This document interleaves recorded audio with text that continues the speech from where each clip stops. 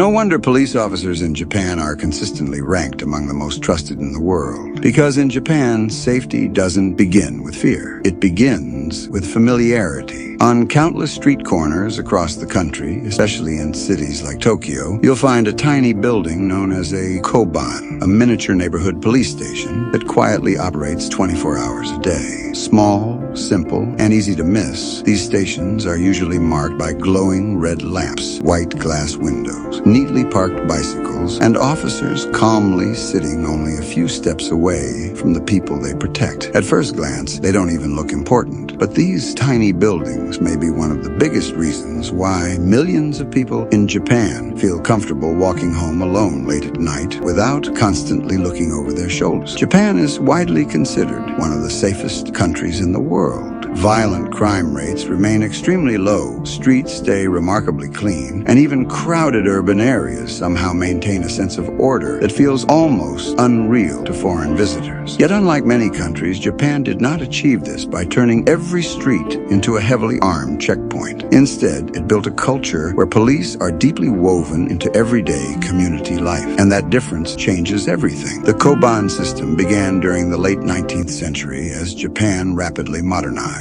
Over time, these tiny police boxes evolved into one of the most unique and community-focused policing systems ever created. Today, there are around 6,000 Koban stations spread across Japan, with thousands of additional rural residential police posts known as chuzaisho. But what truly makes the system remarkable is not the buildings themselves, it's what happens inside them. Koban officers do far more than respond to crimes. They give directions to lost tourists, help children cross busy roads, assist elderly citizens, handle missing items, calm disputes between neighbors, provide emergency assistance during disasters, patrol on bicycles, memorize local streets, learn the names of residents, and perhaps most importantly, they remain visible and approachable every single day. In many places around the world, people only interact with police during moments of danger, conflict, or fear. In Japan, many people interact with police during ordinary life, and that creates a completely different relationship. Officers assigned to a Koban are often expected to conduct regular neighborhood visits called Junkai Renraku. During these visits, they may stop by homes and businesses simply to introduce themselves, ask if residents have concerns, update emergency contact information, or share crime prevention advice. Think about how unusual that sounds today. A police officer visiting your neighborhood, not to search for criminals, but to strengthen trust before problems even happen. That approach may sound simple, but psychologically it is incredibly powerful, because communities become safer when people feel connected instead of isolated. When residents personally recognize local officers, they are more likely to report suspicious activity, cooperate during emergencies, and help maintain public order themselves. In other words, the Koban system doesn't just fight crime, it discourages crime from emerging in the first place. And perhaps nowhere is this more visible than Japan's famous lost and found culture. Every year, enormous amounts of lost cash, phones, wallets, umbrellas, and personal belongings are turned over to police. In many countries, losing your wallet feels like the end of the story. In Japan, it often feels like the beginning of a recovery process. Many people instinctively head to the nearest Koban because there is a good chance someone already returned their belongings. Tourists are often shocked when lost passports, expensive cameras, or even envelopes full of money are handed back untouched. To outsiders, it feels almost impossible. But systems like the Koban help create the social trust that makes behavior like this more common. And there is another important detail many people overlook. The presence of Koban changes the atmosphere of neighborhoods themselves, because officers are constantly walking, cycling, observing, and interacting with locals. Public spaces feel watched over without feeling oppressive. Criminals prefer anonymity. Koban reduce anonymity, not through fear, but through human presence. That distinction matters, because many modern policing systems around the world rely heavily on distance. Officers inside cars, behind dark windows, responding only after crimes occur. The Koban model works almost in the opposite direction. It prioritizes prevention over reaction, familiarity over intimidation, visibility over force. Of course, no country is perfect, and Japan still faces social problems like any other nation. But the Koban system offers a fascinating lesson about human behavior that much of the world rarely discusses. People are less likely to harm communities when they feel connected to them. For decades, many societies have been taught that safety only comes from tougher punishments, more weapons, more surveillance, and harsher control. But Japan quietly demonstrates another possibility, that public safety can also grow from trust, consistency, politeness, and community relationships built over time. Maybe real security is not just about how strongly a society can punish wrongdoing. Maybe it's also about how effectively it can prevent alienation.